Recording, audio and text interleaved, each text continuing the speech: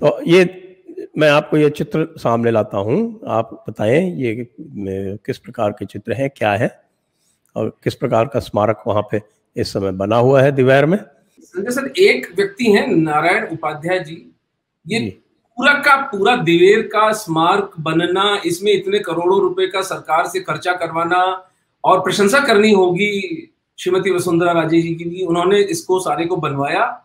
और नारायण जी का तपस्वी से आदमी हैं, उन्होंने दिवेर की स्मृति को अब कभी नहीं भुलाया जा सकेगा, जब तक ये स्मारक है कम से कम तब तक दिवेर को भुलाया नहीं जा सकता।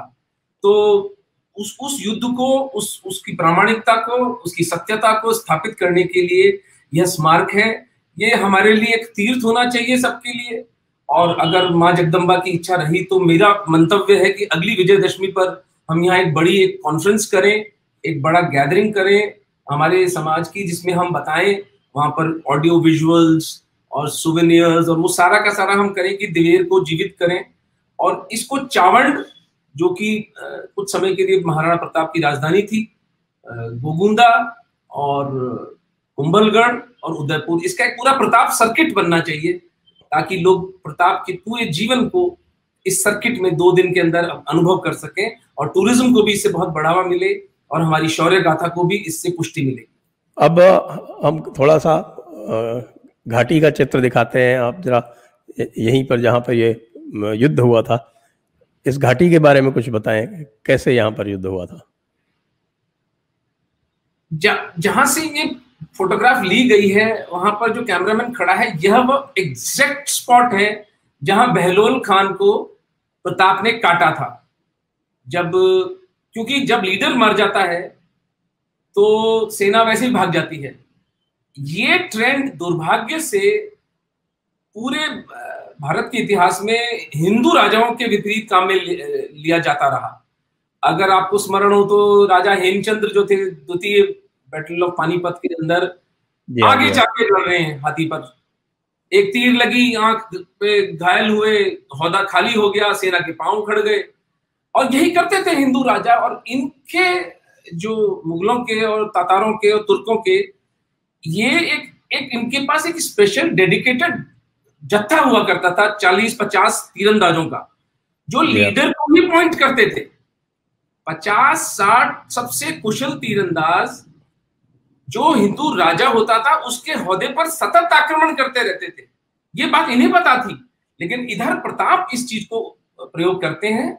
और ये जो विहंगम दृश्य हमें दिवेर की सुंदर घाटी का दिख रहा है, जो कि परमात्मा की कृपा से आज भी उसी वर्जिन स्टेट में है, बिल्कुल प्रिस्टीन, कोई एनक्रोचमेंट्स नहीं हुए हैं। मैं यहाँ गया था सर, तो यहाँ पर अभी भी वो प्रताप के समय के रास्ते हैं जिन पर प्रताप की सेना चली थी।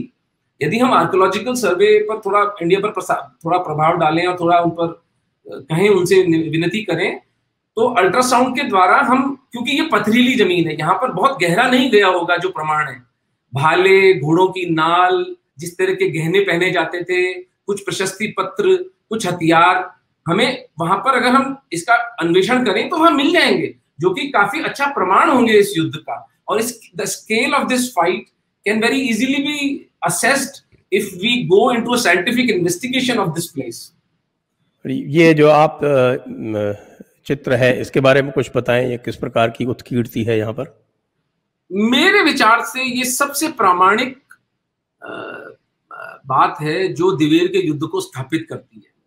यह एक शिलाखंड है जो कि राजसमंद झील पर प्रताप के लड़पड़ पोते राज सिंह जी ने बनवाया था राजसमंद। और उसके आसपास 25 शिलालेखों में एक तेलुगु इतिहासकार हुए हैं, रणछोड़ भट्ट तेलंग, उन्होंने संस्कृत में मेवाड़ की पूरी इतिहास को लिखा था। तो ये अगर आप इस पर जूम इन करें तो आपको दिखेगा देवेर, मेरी जो उंगली लगी हुई है वो देवेर पर लगी हुई है। देवेर नामक स्थाने सुल्तान सरीमा खान, तो वो लिख रहे हैं रणछोड़ भट्ट तेलंग, ये देखिए आप, देखा ना देवेर लिखा हुआ है, देवेर नामक सुल्तान सरीमा खान। तो ये राज प्रशस्ति इनका लिखा हुआ ग्रंथ था। और ये दुर्भाग्य ये रहा ना सर हमारा, हम अबुल फजल और अल बदायून की किताबों को ही रेफरेंस पॉइंट मानते हैं, उसी के आधार पर किताबें लिखी जाती।